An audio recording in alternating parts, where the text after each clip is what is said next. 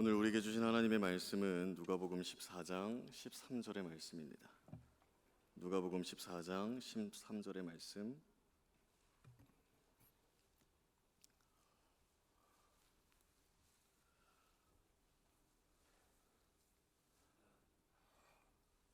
누가복음 14장 13절의 말씀. 우리 짧은 절이니까 한 목소리로 함께 봉독하겠습니다. 준비 시작. 잔치를 베풀거든 차라리 가난한 자들과 몸 불편한 자들과 저는 자들과 맹인들을 청하라. 아멘. 할렐루야. 주님의 은혜가 가득하시기를 간절히 소망하겠습니다. 여러분, 우리가 조선 말이나 PPT 조선 말이나 일제 강점기를 생각했을 때 일본이라 하면 제일 먼저 떠오르는 감정이 무엇입니까? 오늘날 우리가 느끼는 감정은 그 시대를 겪진 않았지만 그렇게 좋은 감정은 아닐 겁니다. 그 시대를 살아갔던 우리 선조들의 감정을 생각해 보라 한다면 생각해 볼 엄두조차 나지 않을 거예요. 하지만 그러한 시대적 배경 속에서 조선인들을 너무나도 사랑했던 일본인이 있었다 하시면 믿으시겠습니까? 오늘은 양화진 선교 열전 중 유일한 일본인, 실제로 양화진 묘원에서도 유일하게 묻혀 있는 일본인 소다 가이치라는 자를 한번 우리가 살펴보기를 원합니다. 소다 가이치는 1905년부터 1945년 8.15 해방까지 한 40여 년 동안, 그리고 1961년부터 1962년까지 1년 동안 합해서 41년간 우리나라 땅에서 우리의 선조들과 함께 살았던 존재입니다. 그 기나긴 기간 동안 그가 무엇을 했기에 양화진 묘원에까지 유일하게 안장될 수 있었던 일본인이 될 수 있었던 것일까요? 그가 우리나라의 고아들을 정말로 사랑했기 때문에 우리 정부에게 문화 훈장도 받고 그러한 여정을 보낸 자입니다. 여러분, 그런데 특이한 사실이 있다면 소다 가이치는 선교사가 아닙니다. 일반인이었어요. 지금까지 살펴본 선교사님들은 선교의 비전을 가지고 조선 땅으로 보냄받았다는 사명의식을 갖고서 사역을 했는데, 소다 가이치는 한국에 오게 된 경위나 한국에서 고아들을 돌보는 데에 있어서 다른 선교사님들과 차이점을 보인다는 겁니다. 그 특별함을 알아보기에 앞서 그의 생애를 먼저 살펴보면 좋을 것 같아요. 소다 가이치는 1867년 10월 20일 일본 야마구치현 소네무라스 마다 마을에서 태어났습니다. 그에게는 특이한 성향이 있었는데 그것은 바로 떠돌이 생활을 즐겨 했다는 거예요. 실제로 21세 때부터 고향을 떠나 이곳저곳을 유랑하는 방랑 생활을 하며 살았습니다. 유랑하는 삶을 얼마나 즐겼냐면 그는 학자금을 마련하기 위해서 탄광 광부로 일하고요, 그와 동시에 초등학교의 교원으로 일했는데, 중요한 건 얼마 지나지 않아 25살이 되던 때에 갑자기 노르웨이 화물선 선원이 되어 홍콩으로 갑니다. 홍콩에서는 영어를 공부했는데 1896년 그가 28살이 되던 해에 조선에 대한 지배권을 둘러싸고 중국과 일본 간의 청일 전쟁이 일어나는데, 그때 소다 가이치는 자신의 조국인 일본으로 돌아가지 않고 대만을 향해 가요. 대만에서는 어느 공장에 또 들어가서 사무원 겸 통역으로 일을 하고요, 청일 전쟁이 끝난 뒤에는 자신의 고향인 일본으로 또 돌아가지 않고 다시 중국으로 가서 거기서 해군으로 종사합니다. 그런데 또 특이한 것은 중국 본토에서 해군으로 종사한 지 얼마 안 돼서 다시 대만으로 돌아가 방랑 생활을 이어갔다는 건데, 여러분, 대만에서 방랑 생활, 유랑하다가 죽을 고비를 여러 번 경험했답니다. 중요한 사실은 그 죽을 고비를 경험하며 살아가던 1899년 31세가 되던 해에 결국 어느 거리를 방황하다가 길에서 쓰러지고 말아요. 여러분, 지금까지 소다 가이치에 대한 이 유랑 이야기, 그가 방랑 생활을 즐겼던 것도 있지만 그가 방랑하며 사랑했던 것 중에 하나가 술입니다. 술에 취해서 쓰러진 거예요. 그가 회고하기를 완전히 의식을 잃었고 죽음밖에 안 남았었는데 그때 어느 낯선 사람이 자신을 들쳐업고 여관에 데려갔다는 겁니다. 거기서 이 이름 모를 사람이 치료도 해주고 밥값도 대신 치러줬다는 건데, 소다가이치는 여관에서 정신을 차리고 자신을 도와준 사람이 누군지 여관 주인에게 물었는데 그 주인의 입에서 단 한 가지의 단서만 얻을 수 있었대요. 당신을 도와준 사람이 조선말을 사용했어. 그때 그는 한 가지 결심을 합니다. 정말로 조선인이었던지 모릅니다. 확실하지 않아요. 그저 다른 외국인이 조선말을 사용했을 수도 있고요, 실제로 조선인이 조선말을 사용했을 수도 있습니다. 하지만 이 소다가이치는 한 가지 결심을 해요. 자신의 생명을 구해준 은인의 나라에 가서 은혜를 보답하겠다고 말이죠. 그 사건으로부터 6년 뒤인 1905년 6월, 그는 그 은혜를 실제로 보답하기 위해 조선을 향했고 서울에 정착했습니다. 그 당시 서울에는 YMCA의 전신인 황성 기독교 청년의 학관이 있었는데, 시대적 상황상 러시아와 일본의 전쟁이 끝난 직후였기에 때마침 일본어 선생이 반드시 필요로 하던 시대적 상황이었습니다. 그 시기에 소다가이치가 취직을 하게 되는 거예요. 그런데 여기서 중요한 것은 소다가이치가 취직을 하게 된 시기가 하나님께서 그를 하나님의 자녀로 인도하시는 듯이 정황이 딱딱딱딱딱딱 들어맞기 시작한다는 겁니다. 그가 취직을 한 때에 때마침 독립협회 사건으로 오랜 기간 수감되어 있던 이상재, 이승만, 홍재기 등의 애국지사들이 풀려나와 YMCA 운동에 가담하게 되었다는 것이고요, 지방으로 자천되었던 윤치호 선생과 미국으로 유학 갔었던 김규식 등이 YMCA에 모두 모이게 되는 해를 맞이하게 됩니다. 여러분, 이것을 다른 말로 표현하면 지금 예수님을 알지 못했던 일본인인 소다가이치에게 그 당시 기독교계에서 신앙의 불이 활활 타오르고 있던 자들이 그를 둘러쌌다는 거예요. 여러분, 여기서 중요한 시대적 상황은 이겁니다. 소다가이치가 조선으로 넘어온 때가 언제라고요? 1905년 6월. 1905년 11월 17일에는 일본이 대한제국의 외교권을 박탈하기 위해 군대를 동원하여 강제로 체결시킨 을사조약, 오늘날에는 을사늑약으로 이야기하는데 이것이 체결되었던 때입니다. 여러분, 이때 세상적으로 보면 조선인들의 마음은 무너지고 또 무너지던 때예요. 그러나 그때 YMCA 운동에 어떤 이들이 가담하기 시작했다고 했죠? 그 당시 신앙의 불로 활활 타오르던 그리스도인들이. 또 기억해야 하는 건 1903년에, 무려 2년 전인 1903년에는 원산 대부흥의 열기가 시작되었고 1905년을 뛰어넘어서 그 열기는 계속해서 이어져 갔습니다.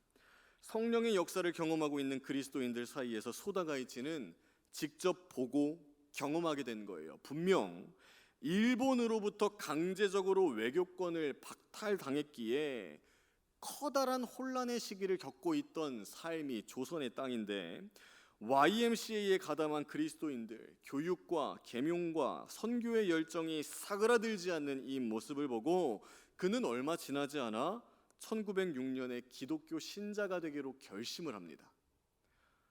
특히 그 시기에 소다가이치가 예수님을 믿기로 결심한 결정적 이유가 있는데, 바로 이상재 선생의 삶에 감동을 받고 스스로 스승으로 모시기로 마음을 먹었다는 거예요. 여러분, 여기서 이 이상재 선생을 보고 예수님을 믿기로 결심하게 된 이 장면이 오늘날에 있어서도 너무나 필요한 장면이고 중요한 장면입니다. 여러분, 이상재 선생은 탐관오리들의 부패와 비리, 또 내부적으로 묵인하는 것들을 탄핵했던 개혁파 인물입니다. 어느 날 여느 때와 같이 탄핵을 하고 있었는데 둘째 아들과 함께 체포가 돼요. 당시 그 감옥에 있던 이승만 선생이 이상재에게 성경을 전달하게 되는데, 이때 이상재 선생은 이 성경을 읽음으로 감옥에서 기독교인이 되기로 결심을 합니다. 중요한 사실은 이 이상재 선생이 감옥에서 기독교인이 되고자 했던 때는 1902년이라는 거예요. 그가 감옥에서 나와 소다가이치에게 영향력을 선사했을 그 시기에 이상제 선생은 기독교인이 되고자 결심한 지 고작 3, 4년밖에 안 됐다는 겁니다. 그 모습을 본 소다가이치, 조선인들도 아니고 일본인이 그를 스승으로 모시기로 마음먹으며 기독교인이 되기로 결심했다는 것을 생각해 본다면 실로 엄청난 영향력을 행사했다는 건데, 여러분, 소다가이치가 이상제 선생을 스승으로 모시려 했던 근본적인 이유가 뭐였을까요? 무슨 이유인지는 정확하게 알 수 없습니다. 하지만 추측 가능한 것이 하나 있어요. 이상제 선생이 감동받은 성경 구절로 유축할 수 있습니다. 이상제 선생은 마태복음의 산상주은숭에서도 이 원수를 사랑하라 라는 말에 깊은 감동을 받았대요. 여러분, 지금 조선의 시대적 상황이 어떤가요? 원수와도 같은 일본 제국을 사랑할 수 없는 시대적 상황이었습니다. 하지만 이상제 선생은 YMCA를 넘어서 일본인인 소다가이치에게도 원수를 사랑해야 하는 것은 이러이러해야 함을 보였다는 것이고 실천했다는 거예요. 기독교인으로 결심한 지 3, 4년이 된 그가 말이에요. 이상제 선생 말고도 그가 기독교인이 되기로 결심한 데에는 또 한 가지 동기가 있었습니다. 그것은 독실한 기독교 신자였던 조선인이 아니라 우에노 다키라는 여성을 만나게 되었기 때문입니다. 1908년에 소다가이치는 이 우에노 다키와 결혼까지 하게 되는데, 여러분, 그가 만난 여인 우에노 다키도 이름 그대로 일본인입니다. 여러분, 복음이 조선 땅에 들어와 퍼지기 전 일본 땅에 먼저 전해진 거 아시나요? 우에노 다키는 일본에서도 독실한 기독교 가정에서 태어났고요. 18살에 일본 나가사키에 있는 기독교 학교를 졸업한 뒤에 바로 조선 땅으로 건너가 히노대 소학교의 교사로 일하다가 후에는 숙명여학교와 이화여학교의 영어 교사로 지냈습니다. 무엇을 품고서 일했을까요? 예수의 마음을 품고 이미 조선 땅에 들어와 사역을 하고 있던 일본인 우에노 다키. 같은 일본인으로서 마음이 갈 수밖에 없었을 겁니다. 실제로 소다가이치는 우에노 다키를 만나게 난 다음부터는 이전에 이 사람이 사랑하던 게 술이라고 했잖아요. 그 술을 완전히 청산하고 금주회의 회장까지 된답니다. 이후 그는 YMCA 학관 1호 선생을 그만두고 일본인 경성감리교회 전도사가 되어서 매소인도 겸하면서 복음을 전도하는 데에 한평생을 계속해서 바치게 되는데, 여러분, 그가 전도사로 사역하였던 시기는 1910년도입니다. 여러분, 1910년도는 여전히 우리 손조들에게 있어서 흑암의 시대예요. 1910년대에는 이 일본의 데라우치 총독이라는 자의 무단 정치가 지배하고 있던 때이고, 유럽을 중심으로 1차 세계 대전이 이루어졌던 때입니다. 그러한 시대적 상황 가운데에 조선 땅에 유명한 사건이 하나 발생해요. 그것은 바로 백오인 사건입니다. 여러분, 이 사건은 한국교회와 YMCA의 세력을 말살하기 위해서 일본의 데라우치 총독이 꾸민 조작극이에요. 1911년 데라우치 총독이 압록강 철교 준공식 참석차 신의주로 가는 도중에 한국 교인들이 총독 암살을 시도했다는 구실 아래에 600명의 교인들을 체포했다가 그중 105인을 추려서 정식 기소하여 재판에 회부했던 사건입니다. 이 사건으로 인해서 윤치호와 양전모 등 YMCA의 지도자들은 10년의 징역을 선고받았고요. 그 당시 YMCA의 총무였던 질레트는 외국으로 다시 추방당했고요. 이승만과 김규식 등 YMCA의 간사들은 해외로 망명을 가야만 했어요. 이것을 본 소다가이치는 오늘날의 말로 극대노했답니다. 여기저기 돌아다니면서 석방 운동을 펼쳤어요. 조선인들은 잘못이 없다고. 누가요? 일본인이. 일제의 불의와 만행을 격렬히 공격했습니다. 하지만 여기서 중요한 사실은 이거죠. 여러분, 소다가이치는 일본인입니다. 일본인. 그에 대해 잘 아는 사람은 그의 석방 운동에 감사 인사를 표했지만 그를 잘 모르는 사람들은 소다가이치를 향해서 간사한 놈이다, 일본의 스파이다 라는 식으로 왜곡해서 보았죠. 일본 총독부의 입장에서도 소다가이치는 배신자였습니다. 조선인의 앞장이라고 불렸습니다. 여러분, 조선 땅에서 그리스도인으로서 살아갔던 일본인 소다가이치는 조선인들을 통해서도 일본인들을 통해서도 온갖 오해와 멸시를 받으며 살았는데, 중요한 건 소다가이치는 그러한 상황 속에서도 그리스도인으로서의 신앙을 버리지 않았다는 거예요. 1921년 소다가이치는 가마쿠라 보육원을 정식 취임하게 되었는데, 1926년에는 그의 부인 우에노 다키도 이와이 여전과 숙명여학교 영어교사를 퇴직하고 보모가 되어서 이 두 내외가 고아들을 지극정성으로 돌보기 시작했습니다. 소다가이치는 1921년 가마쿠라 보육원을 인계받은 뒤부터 1945년 8.15 해방일이 되기까지 무려 1000여 명의, 아니 훨씬 더 넘는 고아들을 수용하고 돌봤다고 하는데, 여기서 우리가 생각해 봐야 하는 것은 이겁니다. 여러분, 그 당시 소다가이치는 조선인들을 통해서는 일본의 스파이다, 일본인들을 통해서는 조선의 앞잡이란 소리를 듣고 있던 상황입니다. 보육원 사업이 어땠을까요?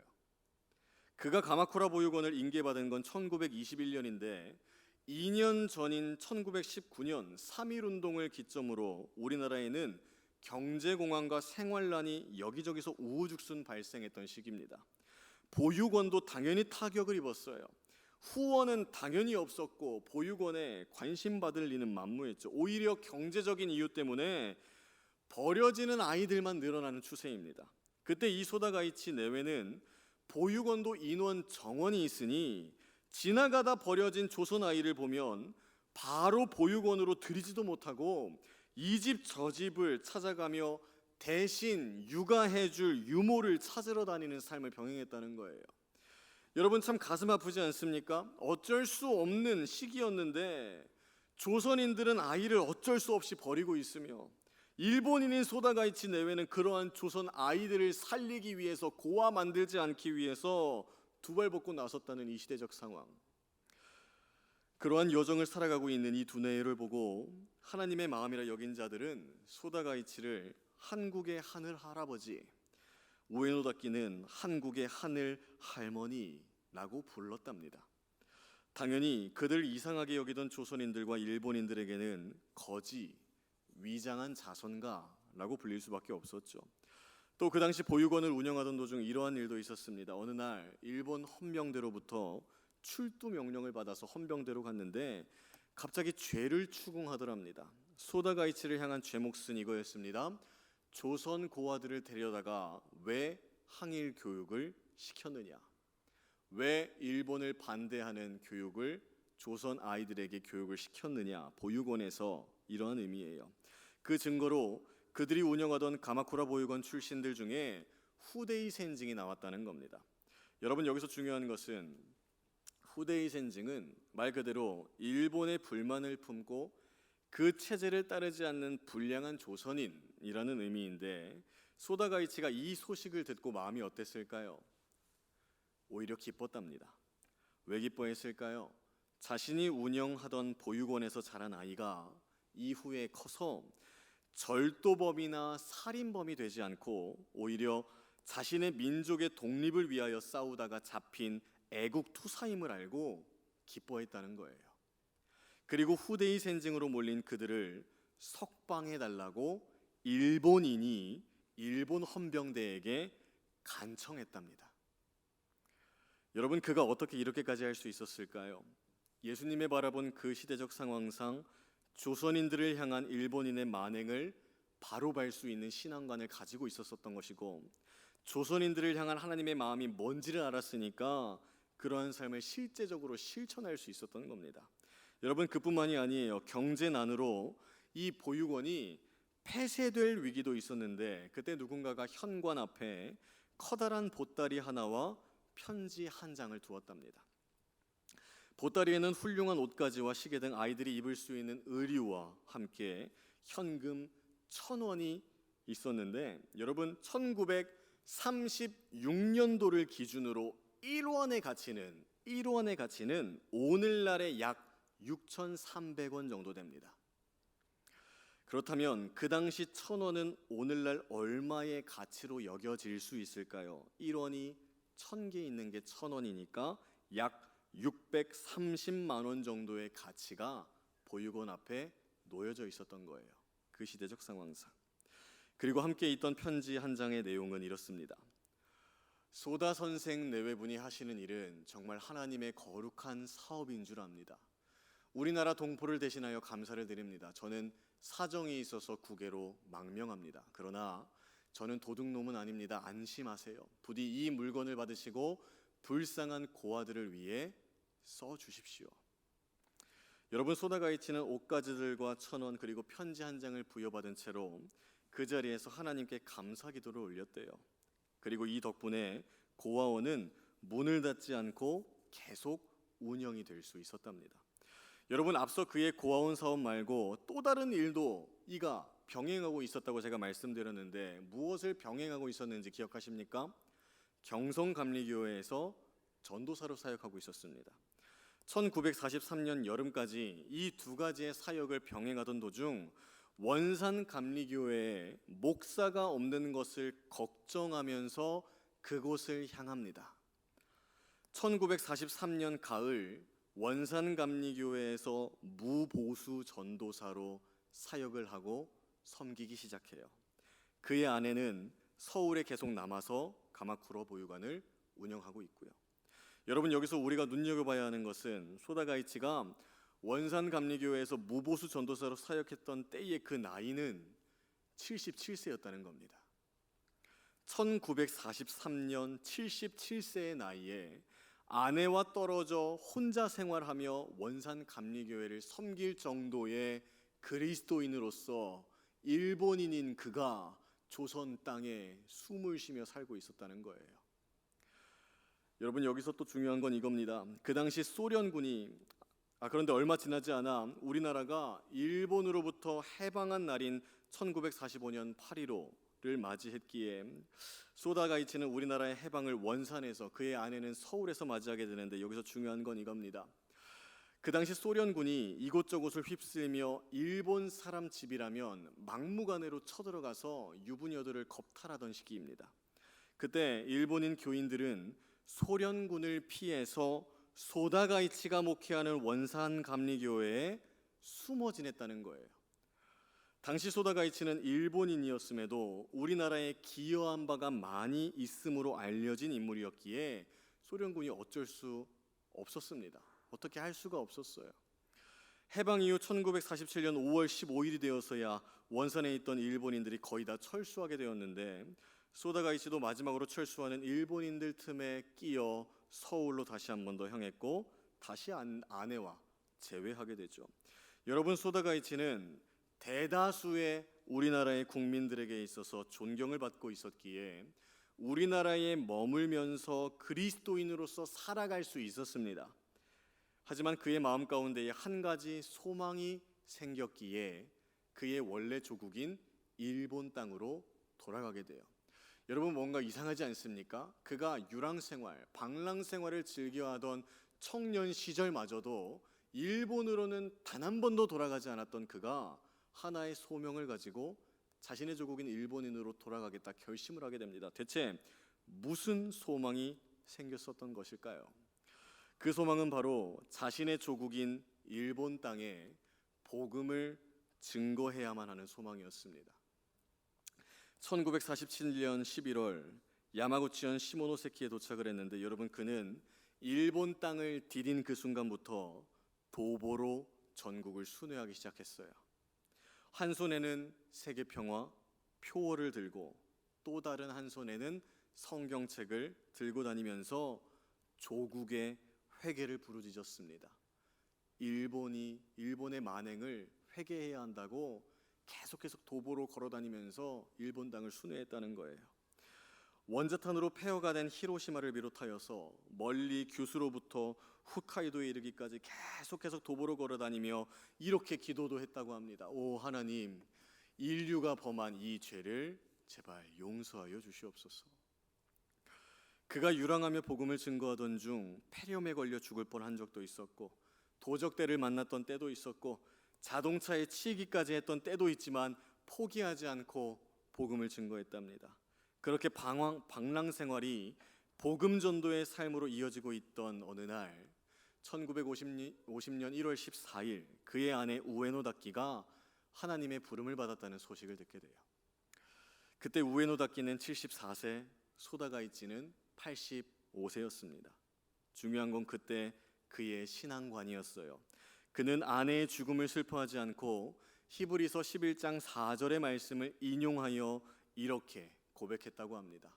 그는 믿음으로 죽은 후에도 여전히 말을 하고 있습니다. 그녀는 훌륭한 신앙을 가지고 봉사의 생애를 마쳤습니다. 그녀는 하늘나라에서, 아니 그녀의 영혼은 늙은 남편과 같이 여행하면서 힘이 되어줄 것이라 믿습니다. 그녀는 이 늙은이 대신 한국 땅에 묻힌 것입니다. 여러분, 우에노 다키의 장례는 한국사회사업연합회 장으로 엄숙하게 거행됐습니다. 조선을 박해한 대다수의 일본인과는 전혀 다른 삶을 살았던 그녀와 소다가이치를 향한 우리나라의 최고의 대우였어요. 그의 아내가 죽음을 맞이한 뒤 11년이 지난 1961년 5월 6일 우리나라에서는 그의 친구였던 이승만 대통령이 그가 귀환하기를 바랬고요. 또 가마쿠라 보육원인 후신인 영락보린원인 원장인 현경진 목사 또한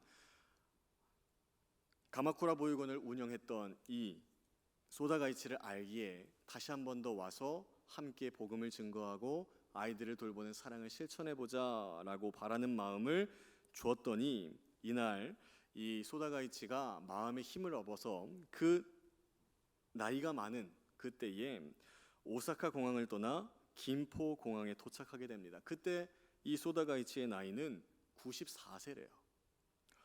여러분, 소다가이치는 곧바로 가마쿠라 보육원인 후신인 영락보린원을 향해 달려갔고요. 94세의 나이에 여전히 존재하는 한국의 고아들을 무릎 위에 앉히고 하나님의 사랑을 실천하고 그 아이들에게 복음을 증거했다고 합니다.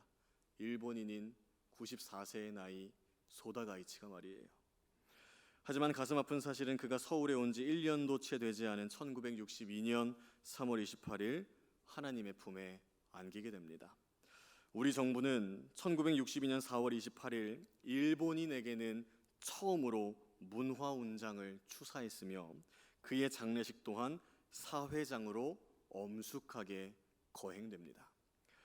소다가이치의 묘비 전면에 글은 이렇습니다. 고아의 자부 증전가이지 선생의 묘, 고아들을 사랑한 아버지 소다가이치 선생의 묘. 또 묘비 앞면에는 그가 한국을 사랑했던 글이 기록되어 있었고요. 묘비 옆면에는 이러한 시가 새겨져 있습니다. 언손 품어주고 쓰린 마음 만져주니 인생을 길다 말고 거룩한 길 걸었어라. 고향이 따로 있든가 마음 둔 곳이여늘. 여러분, 우리에게 고향이 어딥니까? 마음이 둔 곳 아닙니까? 여러분, 소다가이치의 내외는 우리나라를 너무 사랑했습니다. 이 내외가 모두 선교사로서 우리나라 땅을 밟은 것은 아니지만 그들이 시대적으로 참 다이나믹한 혼란을 겪고 있던 우리나라 땅에서 복음을 삶으로 살아냈었던 그를 보고 있노라면 지금 대한민국 국민으로서의 제가 마음 한켠이 참 아픕니다. 우리는 우리나라로 인하여 어려움을 겪고 있는 곳이 만약에 있다면 그곳에 가서 예수의 마음을 품으며 그들을 사랑할 수 있을까요? 경제적으로 생활난에 처해 어려워하고 있는 이웃들이 있는데 그 이웃들을 살려내기 위해 동족조차 외면하고 있는 그 시기, 과연 우리가 예수의 마음을 품고 몸부림칠 수 있을까요? 우리나라 사람들도 세상살이에 지쳐서 모두가 꺼려하고 있는 그 무언가가 있다면 우리는 예수의 마음을 품고 오히려 그 꺼려하는 것을 달래주고 꺼려하지 않을 수 있도록 권면하고 이야기하고 살리는 방향으로 실천할 수 있을까요? 그 당시 대다수의 일본인들과는 달리 우리나라 땅에서 복음 들고 삶으로 살아내었던 소다가이치와 우에노 닷기, 우리는 우리나라 땅에서 외지인이었던 그들보다 더욱 복음을 살아내고 있는지 생각해 보게 됩니다. 혹은 우리가 타 국가도 많이 가지 않습니까? 그 타 국가를 향해 갈 때에 과연 우리는 어떠한 마음을 품고 그곳을 향해 가는지, 그곳에 머무는지 끊임없이 생각해 보게 되는 이 일본인 내외의 한국 사랑이에요. 많은 생각을 하게 되고 기도하게 되는 순간입니다. 하나님을 예배하는 저와 여러분 모두 이 복음을 진짜 살아내 봅시다. 낯선 곳에서든지 낯익은 곳에서든지 복음을 실천해 봅시다. 하나님의 사랑 받은 그대로 모두가 외면하고 있는 그곳에 우리가 다가가 봅시다. 2023년도인 오늘날에도 여전히 고아들은 존재합니다. 허나 그들을 돌보는 보육원은 여전히 힘든 위기에 처해 있습니다. 우리가 할 수 있는 일은 무엇일까요? 또한 그가 다시 일본에 돌아가 조국이 회개해야 한다고 선포하며 살았던 것처럼 우리도 우리나라를 되새겨보며 깨어진 그리스도인의 실상을 선포하고 회개해야 한다고, 우리나라의 그리스도인들 이렇게 있어서는 안 된다고 선포해야 하는 존재가 우리가 되어야 되지 않을까요? 오늘날 여전히 아파하고 있는 국가들이 있습니다. 그곳에 선교사만 가야 한다는 법은 없습니다. 우리 모두는 아픔이 있는 곳을 향해 가야 하고요, 복음을 실천해야 합니다. 마지막으로 오늘 말씀인 누가복음 14장 13절 말씀을 함께 읽어볼까요? 누가복음 14장 13절 말씀입니다. 시작. 잔치를 베풀거든 차라리 가난한 자들과 몸 불편한 자들과 저는 자들과 맹인들을 청하라. 여러분, 우리는 오늘날 어떠한 자들에게 잔치를 베풀고 있습니까? 예수님께서는 말씀하셨습니다. 너희가 만약 잔치를 베풀 일이 있거든 가난한 자들에게 베풀라, 몸 불편한 자들에게 베풀라, 저는 자들과 맹인들에게 너희들이 알고 있는 그 잔치를 베풀라. 모든 사람들은 하나님 앞에서 동등되고 귀한 존재입니다. 그것을 잊은 자들에게 우리는 잔치를 베풀어야 해요. 또한 그것을 모르고 있던 자들에게 잔치를 베푼 자가 일본인인 소다가이치였고 우에노 닷기였습니다.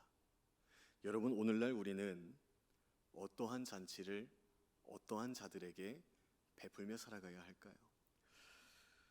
하나님을 예배하는 저 여러분 모두 잔치를 베풀기를 원합니다. 우리만 즐기는 것이 아니라 지금도 아파하고 있는 그들에게, 주님의 사랑을 모르는 그들에게, 복음을 알지 못하는 그들에게 찾아가서 예수님과 함께 사는 잔치가 무엇인지를 알려주기를 원합니다. 그러한 자가 저와 여러분 우리 모두가 되기를 간절히 소망하겠습니다. 우리 함께 찬양하기를 원하는데요, 사망의 그늘에 앉아라는 찬양입니다. 함께 찬양하고 기도하는 시간 갖겠습니다.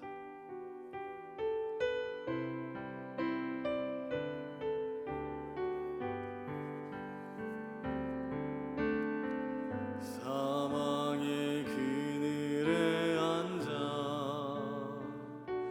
죽어가는 나의 백성들,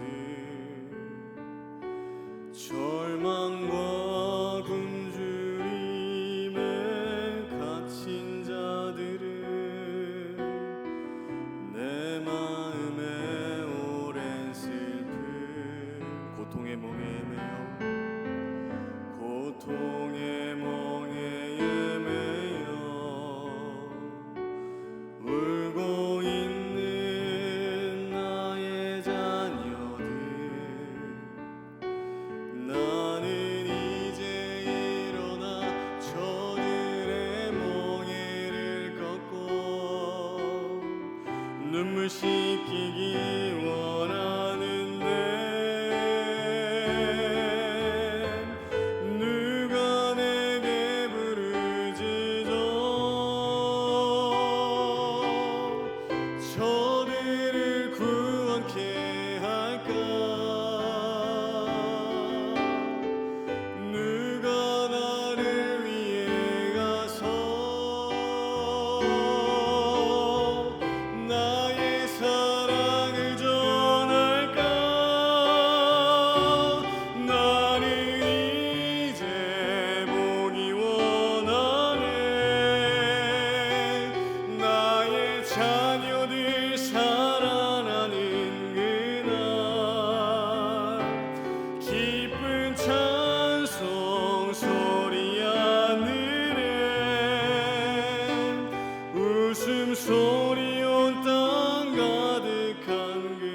처음부터 다시 한번 더 고백합시다. 사망의 그늘에 앉아, 사망의 그늘에 앉아 여전히 죽어가는 나의 백성들, 절망과 굶주림에 갇힌 자들은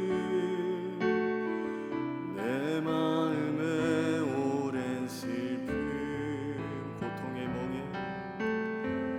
고통의 멍에에 매여 울고 있는 나의 자녀들, 나는 이제 일어나 저들의 멍에를 꺾어 눈물 씻기기 원하는데, 누가 내게 부르짖어 저들을 구원케 할까? 누가 나를 위해 가서 나의 사랑을 전할까? 나는 이제 보기 원하네. 나의 자녀들 살아나는 그날 기쁜 찬송 소리 하늘에 웃음소리 온 땅 가득한, 누가 내게 부르짖어 누가 내게 부르짖어 저들을 구원케 할까? 누가 나를 위해 가서 나의 사랑을 전할까? 나는 이제 보기 원하네. 나의 자녀들 살아나는 그날 기쁜 찬송 소리 하늘에 웃음소리 온 땅 가득한 그날. 우리 지금 이 시간 함께 기도하길 원합니다. 하나님, 우리 대한민국이 어려웠을 그 1900년도 초반 조선 말 대한제국이 생성되고 8.15 해방을 맞이하고 그러한 모든 과정 가운데에 그저 미국과 유럽과 그러한 외국인 선교사님들만 있었던 것이 아님을 다시 한 번 더 바라봅니다. 심지어 우리를 핍박했던 일본인, 그 중에서도 일본인이지만 조선인에게 은혜를 받고 은혜를 갚고자 조선 땅에 찾아왔지만 많은 이들을 통하여서, 많은 그리스도인들을 통하여서 내가 예수를 믿겠노라 고백하고 그 예수의 사랑을 고아원의 사역과 많은 교회에서의 전도사로서의 사역, 매서인으로서의 사역 감당했던 그것을 보면서 하나님, 오늘날의 우리를 되돌아봅니다. 그 어려웠던 시절 우리나라 사람도 아닌데 우리나라의 고아들을 돌보고 많은 성도들을 섬겼던 일본인, 과연 우리는 오늘날 어떠한 삶을 살아가고 있습니까? 우리 조국, 우리 대한민국 땅, 우리나라 사람인 우리가 지금 그리스도인으로서 존재하는데 하나님 잔치를, 하나님과 동행한다는 그 잔치를 나만 누리고 있지는 않습니까? 우리만 누리고 있지 않습니까? 아직도 주님의 사랑을 모르고 있는 많은 이들이 있는데 그들에게 잔치를 선사해야 하는데 과연 오늘날 교회 공동체의 잔치는 어디를 향하고 있습니까? 하나님, 우리를 되돌아보게 하여 주시옵소서. 다시 한 번 더 복음의 불길을 우리에게 허락하여 주시사 그곳을 향하여 하나님께서 말씀하실 때에 우리가 걸어갈 수 있도록, 우리가 손 내밀 수 있도록 하나님 우리를 보내주시옵소서. 우리 이러한 마음 가지고 주여 세 번 물어주고 기도하며 나아가겠습니다. 주여, 주여,